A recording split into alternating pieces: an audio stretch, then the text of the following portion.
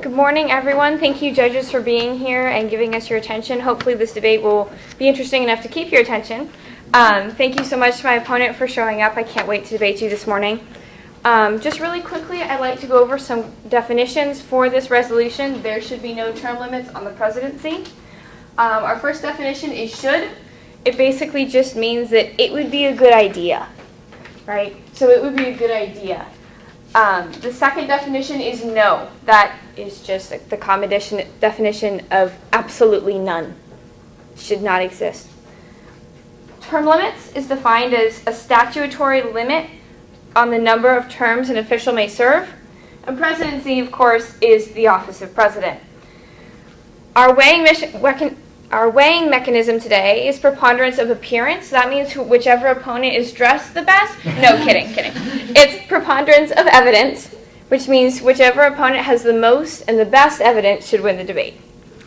I have 2 points today. The first is that term limits weren't needed for most of America's history.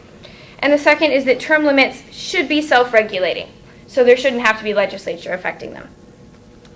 Since term limits were not needed for most of America's history, 175 out of the 242 years we've existed, or 72% of America's history, there's no real reason to have a law restricting them. They weren't needed for 72% of our history for a reason, right?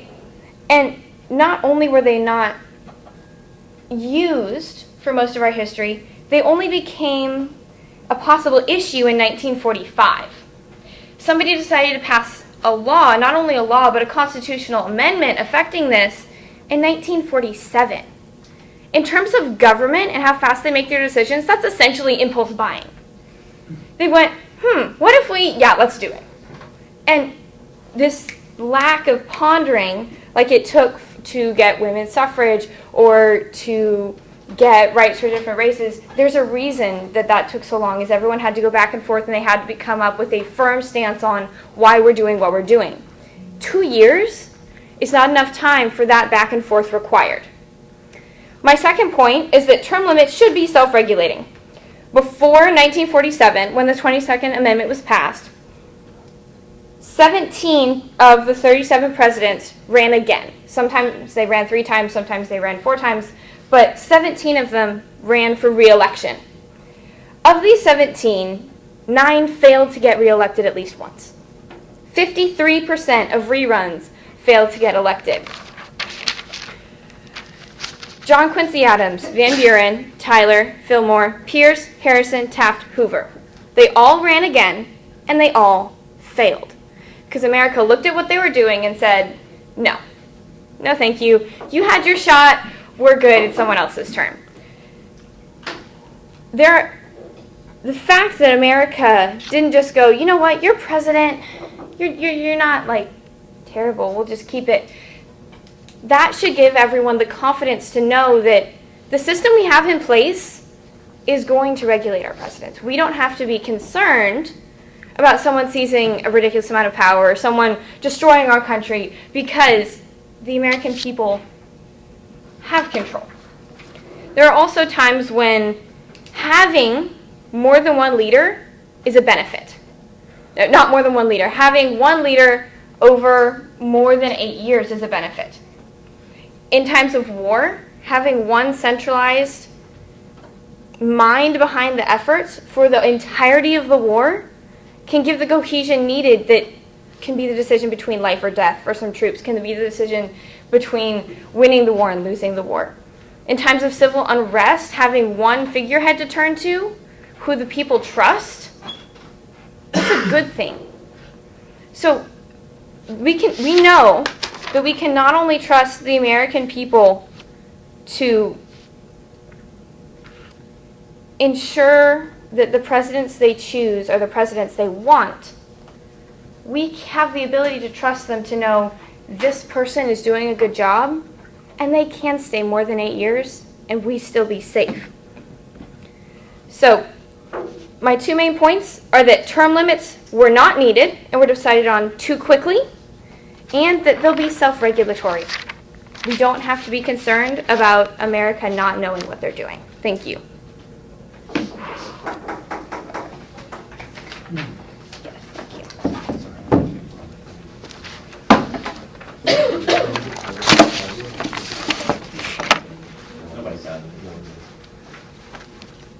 It's like Christmas. It's like a fall.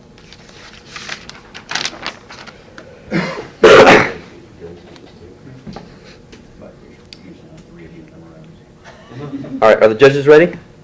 Hannah, are you ready? Yes, I am. All right, let's do this. So first off, thanks judges for being forced to judge us today. We appreciate it. Also, thanks Hannah for a fantastic opening speech. It looks to be a great round. I'm going to ask you a few questions, Hannah. I don't have a lot for you, but we'll jump into it.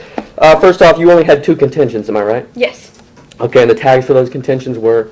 Term limits were not needed for most of America's history, and term limits should be self-regulating by the American people. Okay, thank you. And your weighing mechanism was? Preponderance of evidence. Fantastic, thank you. So you made the point in, I believe it was, that term limits weren't needed up until recent history. Why do you think that is? I think it's because the American people didn't need it. There was no requirement for them to say So no. how many presidents have served more than 1 term, or more than 2 terms? 1. 1 president has served more than 1 term, okay. More than 2 terms. Well, yeah, sorry, more than 2 terms. Okay. Okay, thank you. That's all the questions I have today.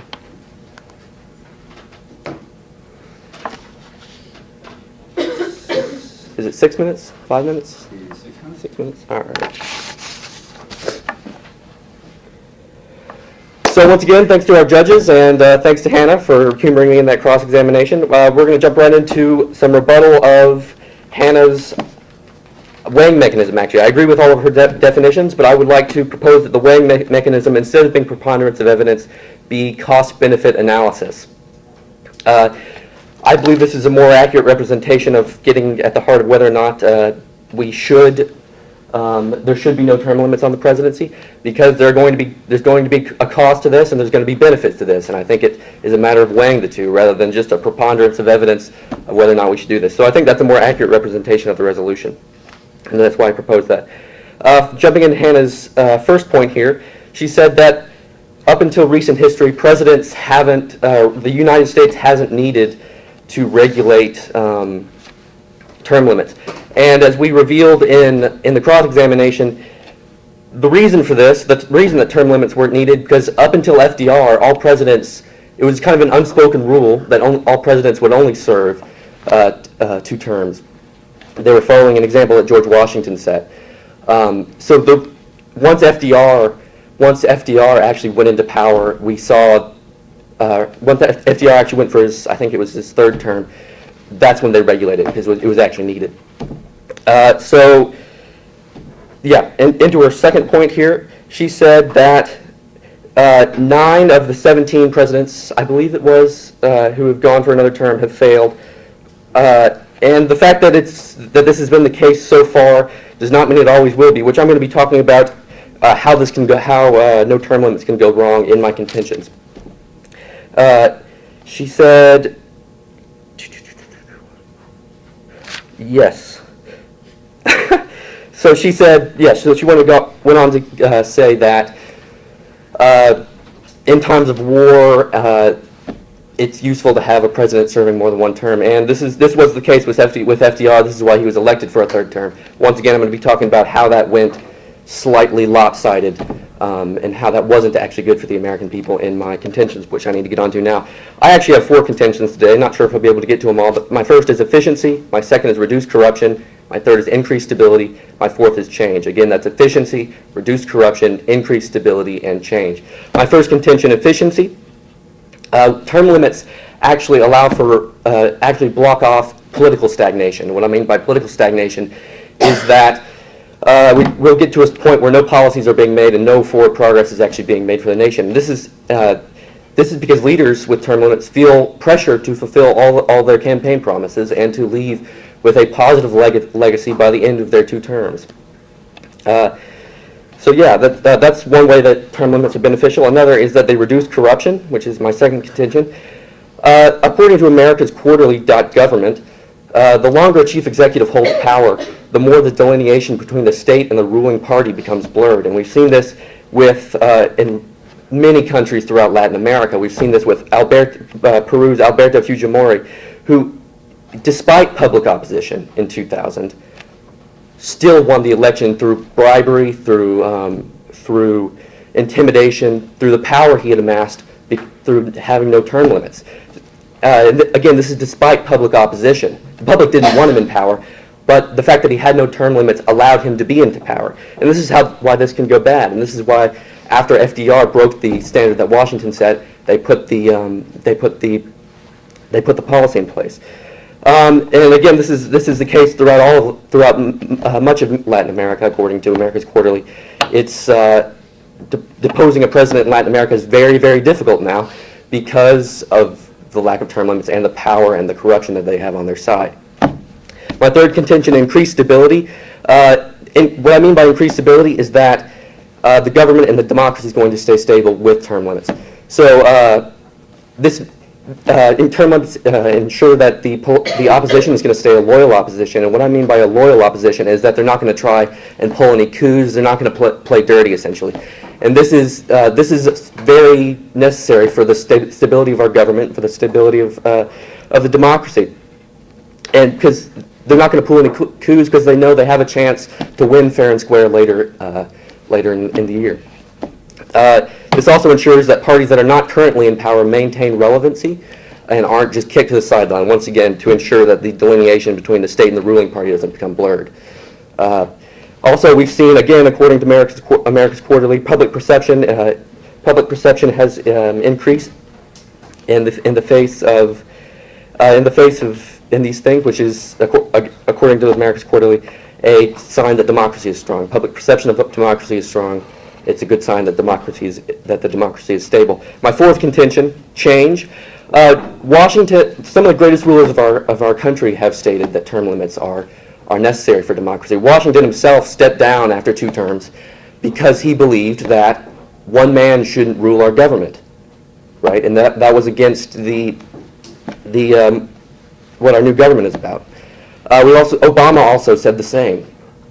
So some of the greatest rulers of our country have said this. They've said it's necessary for democracy. The longer one holds power over democracy, the less democratic it becomes. It's also good to have new faces in government. It's good to have fresh faces. It's good to have people with new ideas and new policies. And yeah, all in all, yeah, that's all the time I have today, but I hope you've enjoyed the speech, and thank you.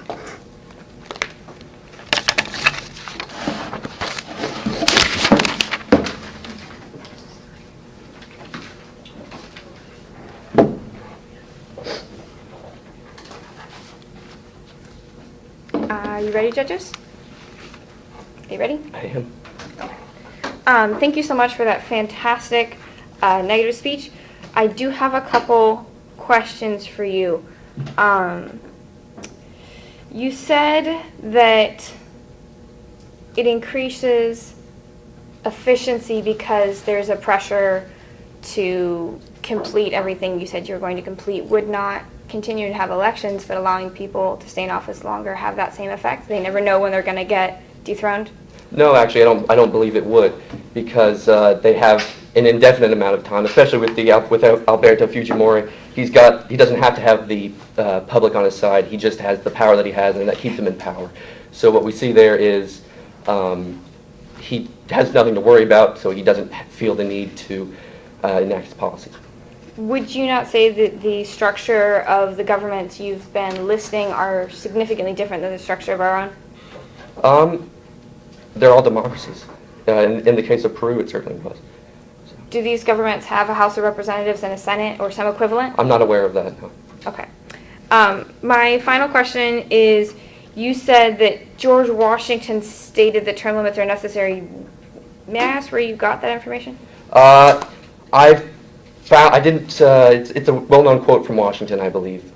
Once he stepped down, I'm not entirely sure the side I found it on, but there were several sources that agreed that he stepped down for those reasons. Okay, fantastic. Thank you so much. Yep. That's all I have for today.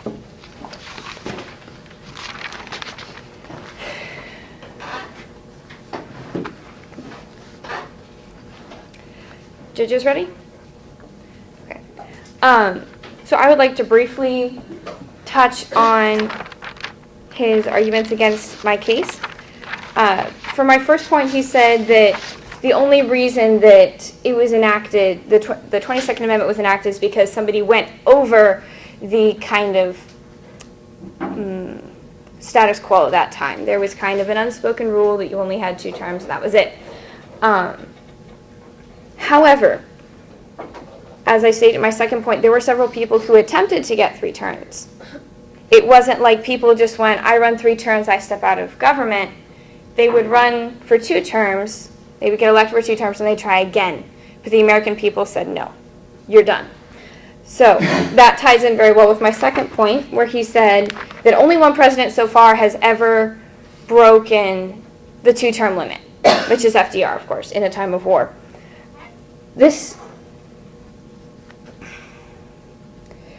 The reason that people became frightened when somebody had multiple terms wasn't actually because someone had multiple terms.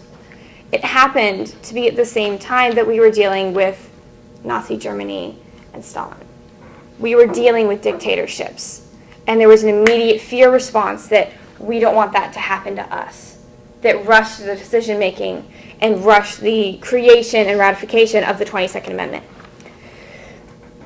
At this time, I'd like to introduce a third point to my argument that term limits exist only to prevent dictatorships. That's why they were invented. However, a dictatorship can be established in 4 to 8 years, which is our 2-term limit currently. Hitler came to power in approximately 10 years, as did Saddam Hussein. Trujillo from the Dominican Republic came to power in approximately 8 years, Stalin approximately 3 years, and Mussolini approximately 3 years. If the reason we have term limits is to prevent our country from becoming a dictatorship, that's not what they're doing. There's too much time there for someone to be able to do what they need to do to turn our country into a dictatorship, even as it is. At this time, I'd like to quickly address my opponent's points.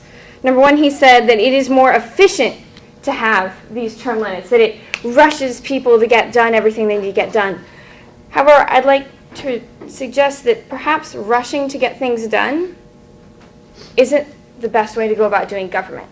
If you're in a hurry to pass everything and to make sure that you did all the things that you said you were going to do and you've only got 8 years to do it, are you actually going to be thinking logically about these laws that you're pushing, that you're trying to get through? Because I don't think so. You're trying to keep the voters happy so they like your party, but you're not really thinking about what you need to do. Really quickly, I'd like to say that as to his last part where he had said term limits are necessary, and George Washington stated that, he actually stepped down because of his health. Thank you.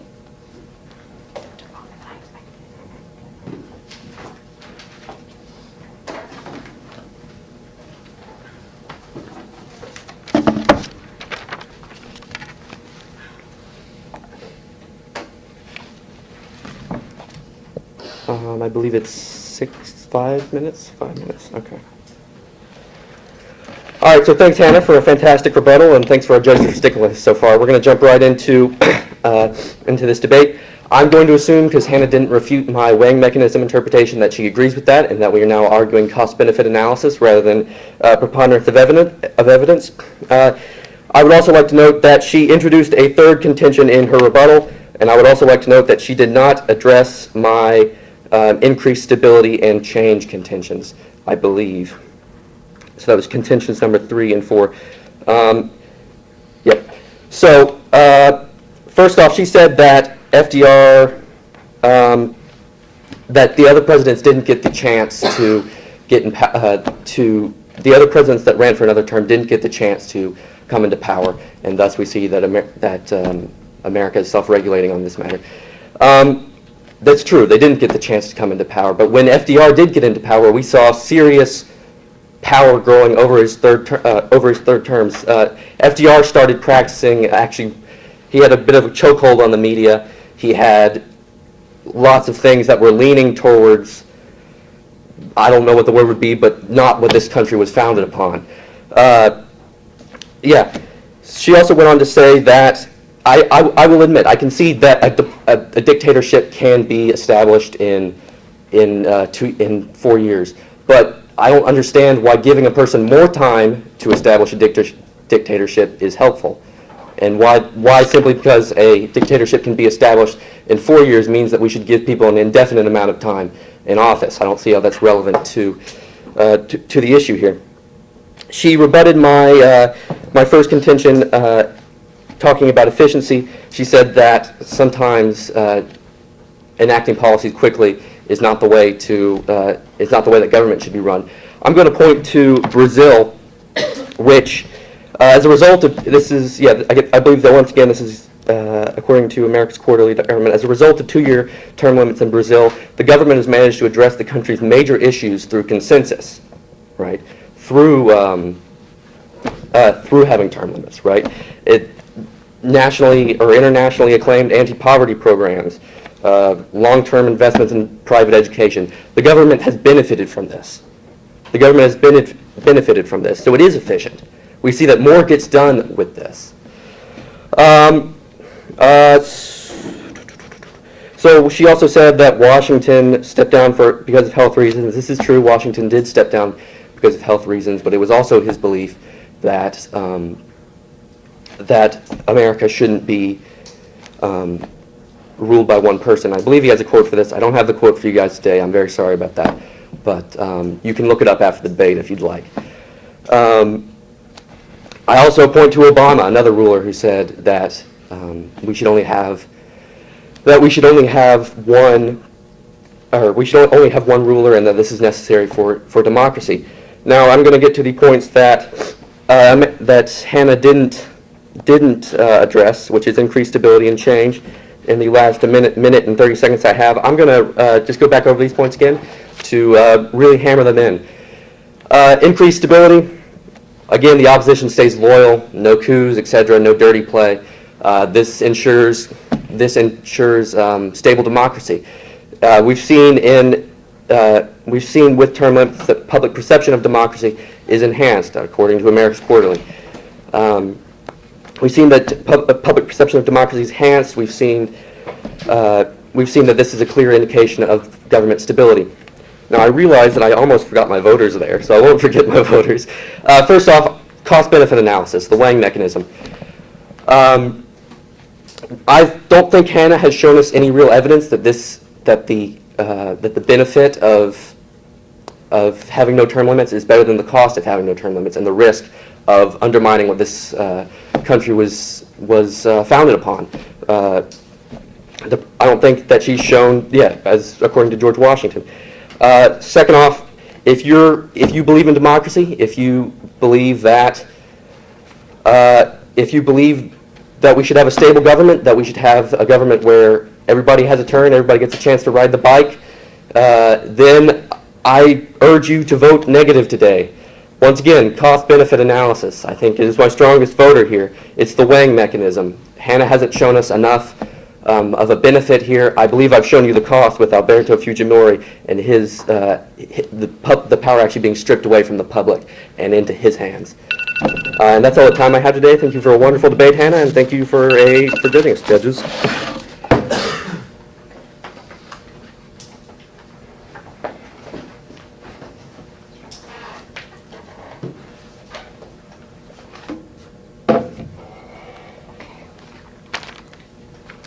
Judges ready? Thank you so much for listening to us so far. Hopefully you've been entertained. Really quickly, I'd like to say that in response to his rebuttal to my first point, that when somebody achieves a third term, they were seen to become power hungry. Power hungry seems like a bit of a strong term. There was corruption that happened, possibly. However, just because one individual fell into this trap doesn't mean everyone will. Just because one person stumbled doesn't mean another will. And sometimes there are cases in which sacrificing a little bit of our freedom for the preservation of our nation as a whole, which is what was at risk at that time with Nazi Germany, sometimes that's a trade-off that needs to happen. You can recover from corruption. You cannot recover from complete destruction. In response to his second rebuttal of, yes, you can create a dictatorship in the term limits. Why should we give them more time? That's not the point of that argument. My point is to say that this is why people are afraid. That's why they put the term limits in place. But what they're afraid of, they didn't actually stop.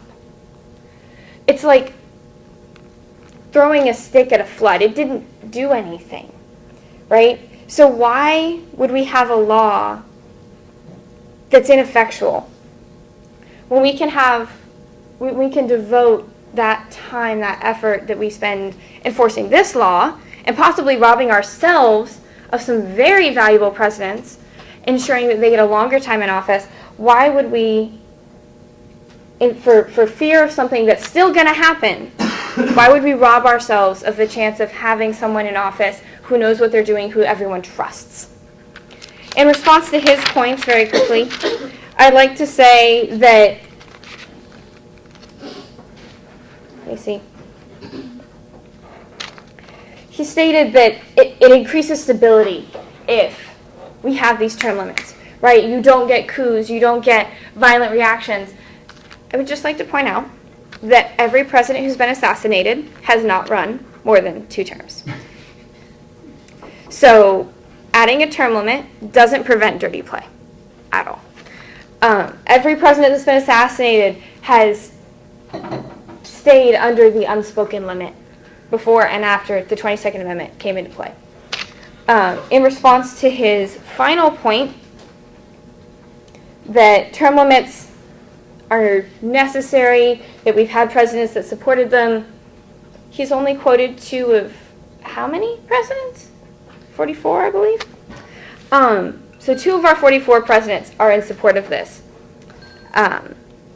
That's all the time I have for today. Thank you so much for coming, and I can't wait to see your feedback. Thank you so much.